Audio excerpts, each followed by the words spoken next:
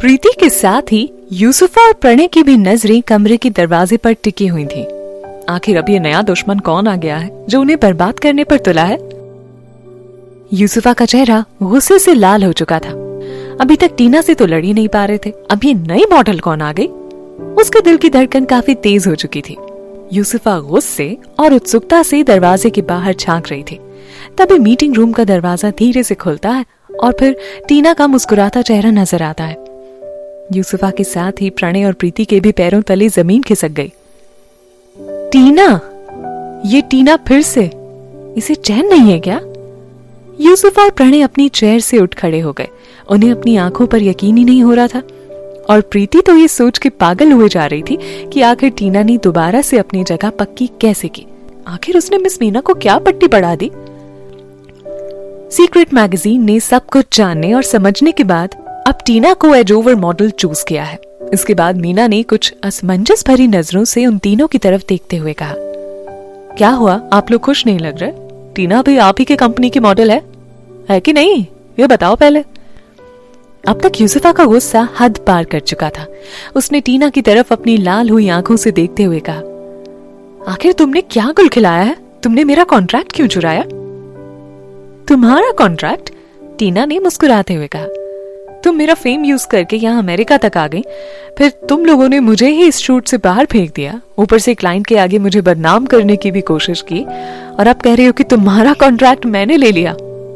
मैंने सिर्फ वो लिया है जो मेरा हक था और जो सिर्फ मेरा था, समझी तुम लोगों ने मेरा बैकग्राउंड यूज करके खूब फायदा कमाया, तो अब मैंने भी अपने हक की चीजें ले ली हैं। सिंपल, इसमें इतना परेशान होने वाली कौन सी बात है। टीना जो कुछ भी कह रही थी उसे मीना भी बड़ी ध्यान से सुन रही थी। वाह टीना वाह, बहुत अच्छा, तुमसे उम्मीद भी यही थी। मैंने तुमसे कहा था ना कि हम सब लोग मिलके यूसुफा की थोड़ी मदद कर देंगे तो उसका करियर भी ठीक हो जाएगा, लेकिन फिर भी तुमने ऐसा किया। कितनी सेल्फिश हो तुम। प्रणय ने टीना की तरफ देखते हुए गुस्से में कहा, ये सब तुम्हारी वजह से हुआ है। मैंने तुमसे पहले ही कहा था कि यूसुफा कुछ भी करे मुझे उससे कोई मतलब नहीं है, लेकिन अगर वो मुझे गिराकर खुद को उठाने की कोशिश करेगी तो मैं उसे कहीं का नहीं छोड़ूंगी। टीना ने जवाब दिया। टीना, अभी भी मिस मीना कह रही हैं कि अगर तुम चाहो तो यूसुफा तुम्हारे साथ इस फोटोशूट में आ सकती है। अब उसके पास ज्यादा टाइम नहीं है, उसे टॉप 10 मॉडल्स में भी पार्टिसिपेट करना है। प्रणय ने टीना को समझाते हुए कहा, मैं क्यों ऐसा कहूँ? अगर उसे यहाँ सिलेक्ट नहीं किया जा रहा है तो ये उसकी प्रॉब्लम है, वो जाने इसे कैसे हैंडल करना है। और हाँ, प्रीति और तुम मिलके उसे किसी दूसरी मैगजीन में क्यों नहीं सिलेक्ट करवा देते? क्या हुआ, अब तुम लोगों के बस का नहीं है क्या कुछ? टीना ने व्यंग्यात्मक लहजे में उत्तर दिया।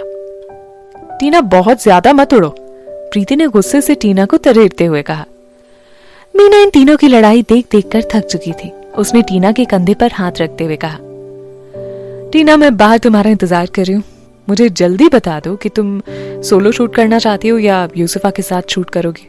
इसके बाद मीना कमरे से बाहर चली गई। Thank you Meena. अब टीना खुलकर अपनी बातें रख सकती है। मीना के आगे वो ज्यादा बोल नहीं पा रही थी। मैंने गेट पर कुछ बॉडीगार्ड्स खड़े कर रखे हैं, अगर तुम्हें कुछ प्रॉब्लम हो तो बस एक आवाज देना, जाते जाते मीना ने कहा। टीना के चेहरे पर एक हल्की मुस्कान आ गई। ऋतिका और रोमा भी मुस्कुराने लगी। मीना के बाहर होते ही प्रीति उठ खड़ी हुई और उसने टेबल पर हाथ पीटते हुए कहा, आखिर तुम चाहती क्या हो टीना? अगर आपको किसी से हेल्प लेनी है तो इस तरह से बात नहीं करते प्रीति, तुम्हें इतना भी नहीं पता?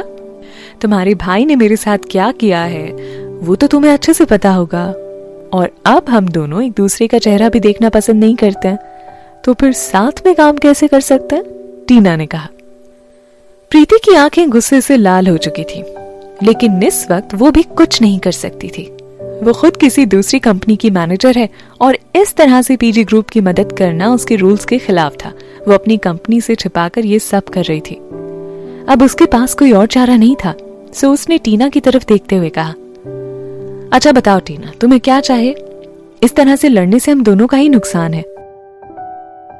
यूसुफा ने कहा कि मैंने उसका कॉन्ट्रैक्ट चुराया है ना, सही बात है, लेकिन अब मैं सिर्फ एक ही शर्त पर उसे इस फोटोशूट में आने का चांस दे सकती हूँ। टीना ने मुस्कुराते हुए कहा। जल्दी बताओ क्या शर्त है तुम्हारी? प्रीति ने अपने गुस्से को दबाते हुए कहा। मेरी ये शर्त है कि अब पीजी ग्रुप में रहते हुए मैं वही काम करूंगी जो मेरा मन होगा।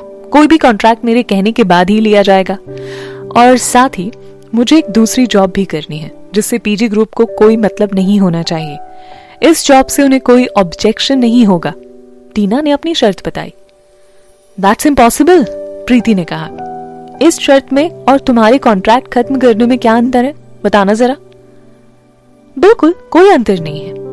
अंत में मैं यही करने भी वाली हूँ, लेकिन अभी यूसुफा को शूट में लाने के लिए तुम्हें ये करना ही होगा, वरना मुझे कोई प्रॉब्लम नहीं है, देख लो तुम, टीना ने जवाब दिया।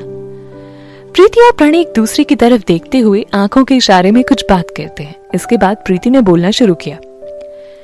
देखो टीना, किसी भी जॉब को करने और ना करने को लेकर हम तुम्हें तुम्हारा ओपिनियन देने की बात मान सकते हैं, लेकिन इस तरह से हर जॉब को चूज करने का अधिकार सिर्फ तुम्हें ही नहीं दे सकते। ऐसे में तो कोई किसी भी कंपनी के साथ काम करने लग जाएगा और फिर पीजी ग्रुप की मार्केट रेपुटेशन भी डाउन हो जाएगी, कंपनी की सारी अथॉरिटी खत्म हो जाएगी। मैं कंपनी की अथॉरिटी खत्म करने की बात ही नहीं कर रही हूँ, मैं बस इतना कह रही हूँ कि मेरे लिए कोई भी जॉब सिलेक्ट करने से पहले मेरी राय ली जानी चाहिए और किसी भी डिसीजन को लेते समय कंपनी के सभी हाई अथॉरिटी वाले अधिकारी मौजूद रहेंगे। अकेले प्रणय कुछ नहीं करेगा। अब मुझे इस पर बिल्कुल भरोसा नहीं है, और हाँ, खास तौर पर यूसुफा मेरे सभी मामलों से दूर रहेगी, टीना ने बड़े आराम से प्रीति को समझाते हुए कहा। इस वक्त प्रीति के पास टीना की शर्त मानने के अलावा कोई और दूसरा रास्ता नहीं था। उसने सोचा कि अभी किसी भी तरह से यूसुफा का शूट करवाना जरूरी है। एक बार ये शूट हो जाए और यूसुफा फेमस हो जाए तो फिर टीना को फिर से दूध की मक्खी की तरह बाहर करने में कितना टाइम लगेगा। इस वक्त उसके पास टीना की शर्त मानने के अलावा कोई और दूसरा बेस्ट ऑप्शन था ही नहीं। थोड़ी देर तक विचार करने के बाद प्रीति ने अपना सिर सहमति में हिलाते हुए कहा, ठीक है,